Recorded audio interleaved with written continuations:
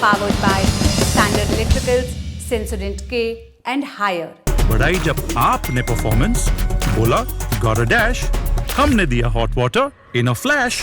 Standard performance का higher standard. पहली सुर्खी केरल के कासरगोड से 28 अक्टूबर की रात यहां करीब 12:30 बजे एक मंदिर है अंजुताम्बलम विरारकाडु। यहां पर आतिशबाजी हो रही थी। रात 12:30 बजे का वक्त था। आतिशबाजी से उठी चिंगारी पटाखों के गोदाम तक पहुंच गई। इससे गोदाम में आग लगी और धमाका हुआ।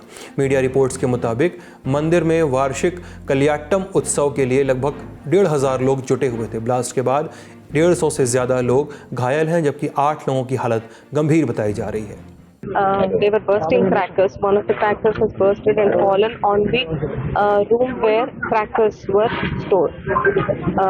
So that is where the explosion has happened. And since people were sitting very close to the room where storage was done, that is how many people have gotten injured. That is what we have understood till now. But more investigation needs to be done. There are many changes that the temple authorities have done, which they have not informed. Firstly, they have not taken license, and they have not informed us that they will be changing this thing. They have not told us about the use of crackers, first of all. Then they have changed the place from where explosives were bursted last time. So that is another thing. And they have not informed anybody that crackers have been stored there, and they have allowed people to sit. So from temple authorities said, we see a lot of lapses. So in that aspect, we are doing a comprehensive inquiry. Police के मुताबिक पटाखों की वजह से ही मंदिर में blast हुआ था। हालांकि पुलिस और प्रशासन घटना के अन्य कारणों की भी जांच कर रहे हैं। सत्ताधारी सीपीआईएम विधायक एम राजगोपाल ने बताया कि पटाखे छोटे थे, लेकिन इन पटाखों की चिंगारी दूसरे पटाखों पर गिरने से हादसा हुआ। हमने घटना के लिए कारण जानने के लिए जिला कलेक्टर से भी बात की है। हम घायलों के जल्द स्वस्थ होने की कामना करते हैं। ब्लास्ट में केरल के बाकी नेताओं ने क्या कहा वो भी सुनते हैं। Very tragic incident. It's a tragic day for Kerala. Over 150 people we here have been injured, and there are many deaths. It's still counted for. And the central government is taking stock of the situation. Our state president and 2 of our union ministers from Kerala are all taking stock of the situation and are alerting the concerned in centre. At this moment, this is not a time to politicize or sensationalize this issue at all. We all stand in solidarity with the victims and offer our heartfelt condolences to all the victims and their families. Some norms and conditions have to be strictly implemented because there are so many laws are there, rules are there, but unfortunately, most of the time these are not being complied in a proper way. Reports के मुताबिक मंदिर committee ने पटाखे जलाने और आतिशबाजी के लिए लाइसेंस नहीं लिया था। कमेटी के 2 मेंबर्स को पुलिस ने हिरासत में ले लिया है। उनसे पूछताछ जारी है। SLS और पैराबेन गॉन, तो उसका करंट ऑन। What then? इसके पोटेशियम आयंस करी टूट का करंट गॉन, लाइव का करंट ऑन। अगली सुर्खी, प्रधानमंत्री नरेंद्र मोदी ने मंगलवार को आरोग्य और आयुर्वेद के देवता धन्वंतरी की जयंती पर 12,850 करोड़ रुपए से अधिक की चिकित्सा परियोजनाओं का उद्घाटन किया। साथ ही 70 वर्ष और उससे ज़्यादा आयु के लोगों के लिए, सभी वरिष्ठ नागरिकों के लिए आयुष्मान भारत के विस्तार का भी ऐलान किया। उन्होंने ये भी कहा कि जो भी अस्पताल केंद्र सरकार की हेल्थ स्कीम से संबद्ध हैं, वहाँ लोगों को सालाना 5 लाख रुपए तक का इलाज मुफ्त मिलेगा। साथ ही उन्हें आयुष्मान वय वंदना का कार्ड भी दिया जाएगा।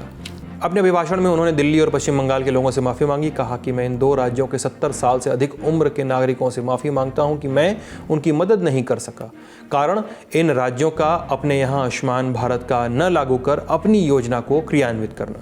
मैं दिल्ली के और पश्चिम बंगाल के 70 साल के ऊपर के जितने बुजुर्ग हैं, उनसे क्षमा मांगता हूं कि मैं आपकी सेवा नहीं कर पाऊंगा। अगली सुर्खी बाबा सिद्दीकी पर। 12 अक्टूबर को बाबा सिद्दीकी की हत्या हुई और 25 अक्टूबर की शाम उनके बेटे जीशान सिद्दीकी के बांद्रा ऑफिस में एक मैसेज आया। मैसेज में फिरौती ना देने पर जीशान और उनके साथ अभिनेता सलमान खान को जान से मारने की धमकी दी गई। धमकी के खिलाफ पुलिस में FIR दर्ज कराई गई। धमकी देने वाले आरोपी के रूप में मोहम्मद तैयब की पहचान हुई। अब मुंबई पुलिस ने तैयब को नोएडा से गिरफ्तार कर लिया है। पुलिस ने उसका मोबाइल फ़ोन भी जब्त कर लिया है। उसकी जांच की जा रही है। मीडिया रिपोर्ट्स के मुताबिक तैयब 20 साल का है, वो बरेली का रहने वाला है। उसके पिता बरेली में सिलाई का काम करते हैं। इससे पहले 23 अक्टूबर को भी मुंबई पुलिस ने झारखंड के जमशेदपुर से एक आरोपी को गिरफ्तार किया था। 24 साल के इस आरोपी का नाम है शेख हुसैन शेख मोहसिन। ये जमशेदपुर में सब्जी बेचने का काम करता है। आरोपी ने सलमान खान को धमकाते हुए 5 करोड़ रुपए की डिमांड की थी।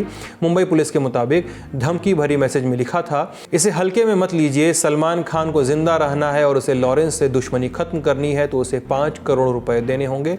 अगर पैसे नहीं दिए गए तो सलमान खान का हाल बाबा सिद्दीकी से भी बुरा होगा, ऐसा लिखा गया।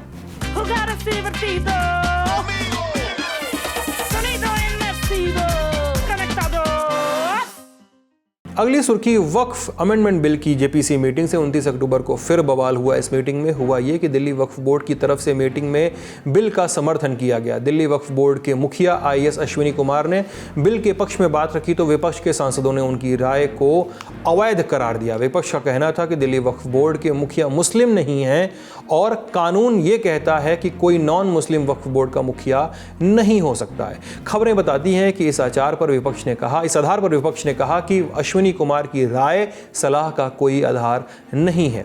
इंडिया टुडे की खबर के मुताबिक मीटिंग में एक भाजपा सांसद ने कहा कि अश्विनी कुमार की नियुक्ति तो खुद अरविंद केजरीवाल ने मुख्यमंत्री रहते की थी।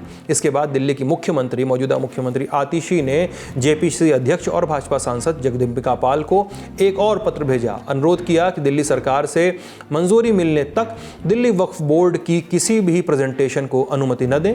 इससे पहले 28 अक्टूबर को भी आतिशी ने जेपीसी चेयरमैन को एक पत्र लिखा था। इसमें भी लिखा था कि वक्फ बोर्ड के सीईओ को पहले दिल्ली सरकार की मंजूरी लेनी चाहिए, इसके बाद ही जेपीसी के सामने रिपोर्ट रखनी चाहिए। आप जानते ही हैं कि बीते कुछ दिनों में वक्फ बोर्ड की जेपीसी मीटिंग में लगातार बवाल चल रहा है। 22 अक्टूबर वाला बवाल तो आपको याद ही होगा, जब मीटिंग के दौरान किसी बात पर तृणमूल कांग्रेस के सांसद कल्याण बनर्जी और बीजेपी के सांसद अभिजीत गंगोपाध्याय के बीच जमकर बहस हुई। बहस बढ़ती गई, तभी कथित तौर पर कल्याण बनर्जी ने वहां रखे कांच की बोतल को मेज पर दे मारा और खुद चोटिल हो गए थे। उन्हें अंगूठे और उंगली में चोट लगी थी।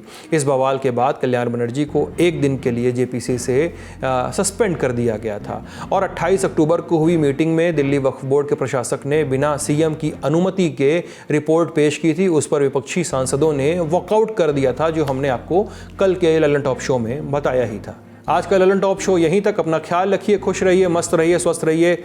शुभ रात्रि।